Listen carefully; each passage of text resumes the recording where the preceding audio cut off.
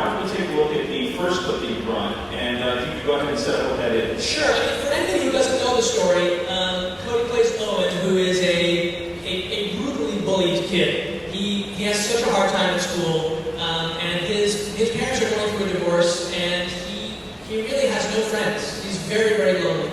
And there is another family, so it seems, that moves into the building, Richard and Chloe, and he sees them move in one day, and one of the first things that Chloe tells Cody is that they can't be friends. And he's desperate for a friend, and he's thinking, what did I do? And despite all of that, they actually do become quite close, and she becomes the one person in the world who he can connect to. And so this first clip is, I just really felt it was important to bring and show you guys just how extraordinary these guys are. And so this is a scene after she's basically told him that he should fight back, because the bullies they've literally slashed his face. It's just terrible. And they are getting very close, and it's the first time he's had anyone who can understand him. And this is a scene where essentially, I guess they kind of go out on a date. So this is a scene in an arcade, and it leads into, well, of course, what Cody doesn't know is that she's a vampire, and it's quite. We've seen her do some very vicious things, and actually we've seen Richard go out and get dinner for her, so to speak. So we know what he doesn't know, which is she has this very dark side. And here's the clip. And you're a specific part of America. Can you talk about why you set it there in that particular moment? Sure. I mean, the original film and the novel were set in the 80s. And the reason for that is simple, which is that it was really about Lindquist's childhood. And it was the thing that I really connected to in the film, and I think that so many people who've seen the original connected to. And the thing is, the 80s in Sweden were a specific cultural experience, and I wanted to set it in the 80s in the United States, because that was what I grew up with, the sort of Reagan America, a time when they sort of talked about, he made these sort of announcements about how there was the evil empire, and how evil was something that was the Soviets, it was out there, and the others, and that America was fundamentally good.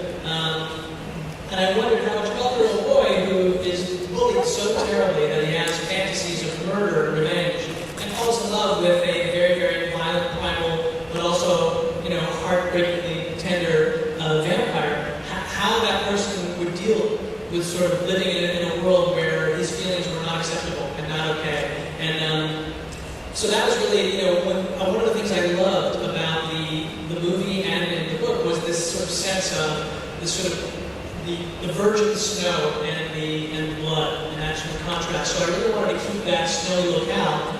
And the original was set in a place called Blackbird, which is where Lindquist grew up. And it was basically a planned community. And we, of course, in the United States have that. It's suburbia. It's like, all those communities and all those Spielberg films. And it really actually weirdly reminded me, when I read the book, about that sort of world, like E.T., the sort of tract housing and that kind of stuff. And so I really wanted to try and find a quintessential American community, and I wanted to set it in one that was also a snowy locale. And so when we were looking, I originally set it in Colorado, and it turned out that there were these tremendous tax incentives if we went to New Mexico. And so I was like, okay, well, I'd never been to New Mexico, and I thought that it would be sort of like, there's no snow there, it would be just desert. How's that going to work? And then they explained to me, no, it's the hot desert. It actually gets quite a lot of snow. It's John Ford country. Like you see sort of great, grand American vistas. And then I got very excited. And actually, when I was writing the script, Drew Goddard, who wrote Cloverfield, is a friend of mine. He's a huge fan of the original. I'm sure you guys all know him very well. He's loved here because of all of the amazing stuff that he's written, and Cabin in the Woods and Jimmy Asher, which Richard did with him. And so he said to me, when I was looking for a place to set it, and I mentioned Colorado, he had gone to college there, and he said, oh, that's a perfect place to set it. And so I was like, okay, great, because I wanted it to feel sort of like a small community, a tract housing kind of community that I grew up in, but I didn't grow up in a snowy place like that. So when he suggested that, I thought it was great. When somebody suggested New Mexico, they said, well, what about Los Alamos?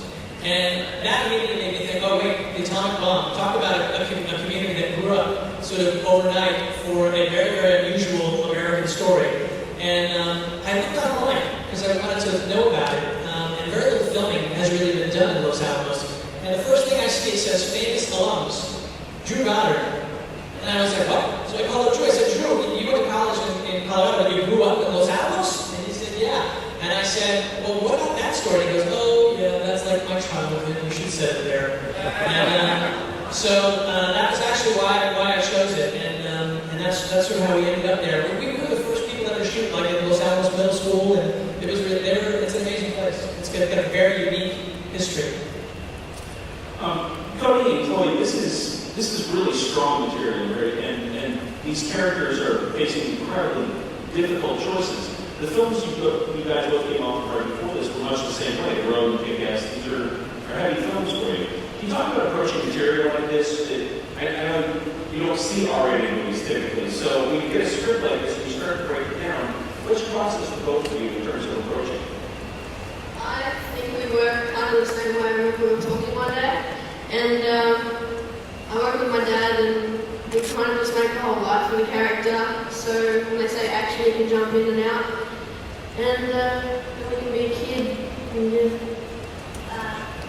I guess it's kind of the same type of process with me. My mom reads all the scripts before I do, and she kind of brings them to me. She's like, this is a really amazing role, read it, tell me what you think. And me and my brother Trevor, we kind of go over the script and we figure out who this character is, and we just try and figure it out, I guess. My mom and me read it.